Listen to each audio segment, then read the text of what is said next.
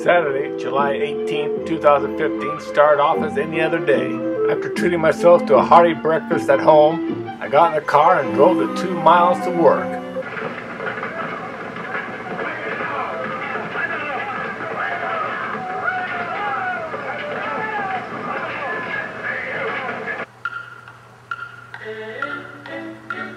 As usual, because I was so geared up to get on my vacation, the clock at work seemed to slow down to a stop.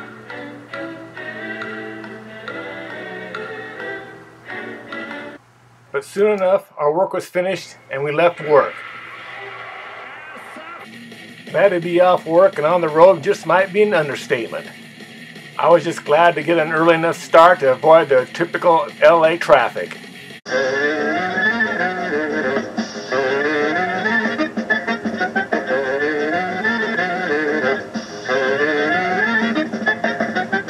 Things were going pretty smooth on the road until I got onto Highway 14, just north of the little town of Mojave. That's when the traffic ground to a complete stop and the rain started coming down in buckets. The sky is crying.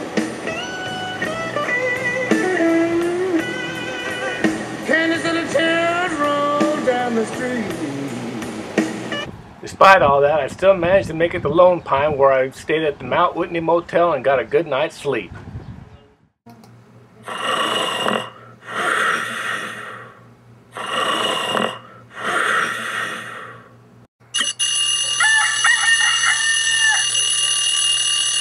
First thing I did that morning was take a drive down Whitney Portal Road to the Alabama Hills. Used as the backdrop in hundreds of movies, I never get tired of hiking among those rocks. One short hike led me to a view of mighty Lone Pine Peak, framed in the opening of a small arch. I took a look to the right and was lucky enough to see a rainbow in the distance. Maybe I should have hiked a little farther. You never know.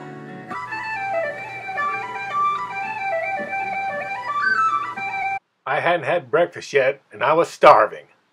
So I headed back to town to the Mount Whitney restaurant. I'd ate there last time I was in town, and I knew the food was delicious. Here's a sign that greets you as you enter the establishment. The walls of the restaurant are decorated with old Western photos. Here's a shot of my delicious breakfast.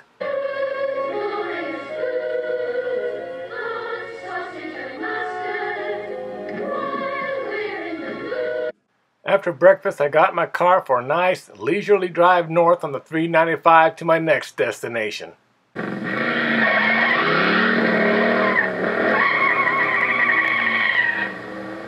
first stop was the town of June Lake and the scenic June Lake Loop. Here's a boulder sitting on top of another one left by the glaciers. Here's one of the many lakes I saw on the scenic loop.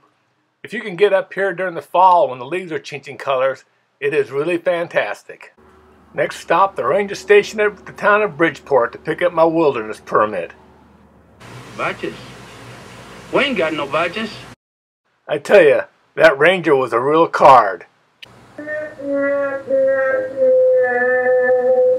Now that I've got my wilderness permit, I think I'll head on over to the Bodie Ghost Town. Be afraid. Be very afraid. Well, it's not that kind of ghost town. Be afraid. Be very afraid. Well, it's not that kind of ghost. Be afraid. Be very afraid. Have you ever been there before? Be afraid. Be very afraid. Now you're starting to scare me. Despite the warning, I headed on over to the Bodie entrance. I mean, I wasn't afraid of no ghosts. I believe these folks. I do believe these folks. I do. Bodie is an old mining town from the late 1800s. What's left is maintained by the California State Park System. There in the distance you can see the actual mine itself.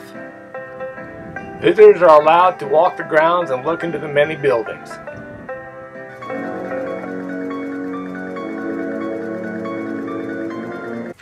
Okay, cut it with the music. Bodie is a town frozen in time, in a state of arrested decay. Gold was discovered there in 1861, and by 1880, 10,000 people lived there.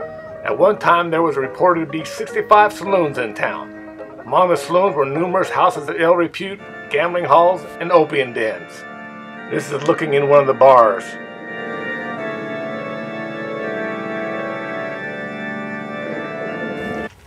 Not funny.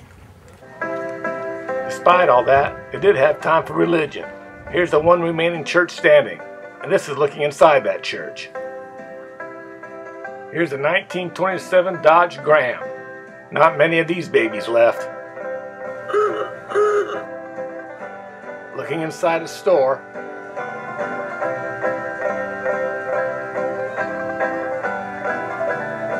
Taking a look at the old mine again.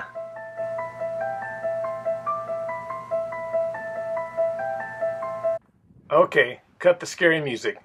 Back to the sightseeing. This is the old schoolhouse. Looking inside the schoolhouse.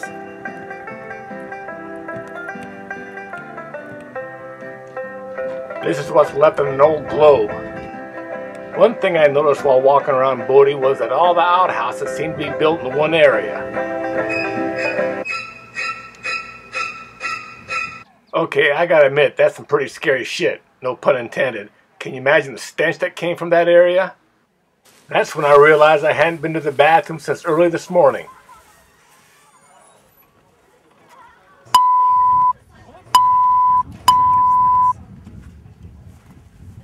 Man, I really had to go, and my back teeth were floating. Whew! I guess I didn't have to go that bad. Look at this, I found a deluxe 2-seater. Maybe they weren't as shy back in those days. Or maybe like me, when you gotta go, you gotta go. After that, it was time to drive down the road a bit to Mono Lake. Mono Lake is a large, shallow, saline soda lake that formed nearly 800,000 years ago. The lack of an outlet causes high levels of salts to accumulate in the lake. Mono Lake is much saltier than the ocean. Talk about an eerie looking place. You could be on another planet.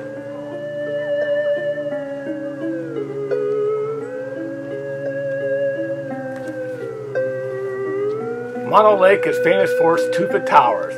The towers are formed underwater when springs rich in calcium mixed with lake water rich in carbonates. Some of the towers can reach 30 feet high.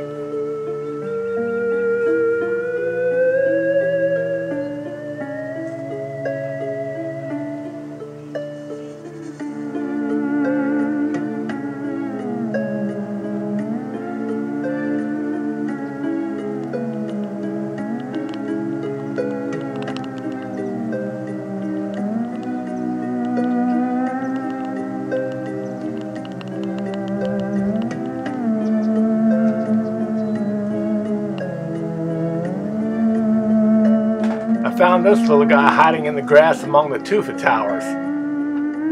Gee, I wonder what it would say if it could only talk. What's up, Doc? With a landscape as bizarre as this, you never knew what you might run into.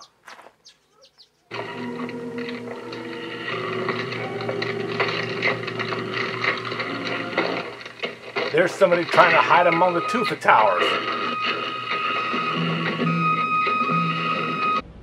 Okay, that was too much excitement for me. I decided it was time to head to the campground and put up my tent. There's a bear storage container. And there's my tent. It was getting late in the day and I was hungry, so I sat down and cooked me up some freeze-dried lasagna with meat sauce. I don't know if it was that good or I was just hungry, but I ate that food like I was a It had been a long day, and I didn't even notice the pine cone underneath my sleeping bag until the next morning.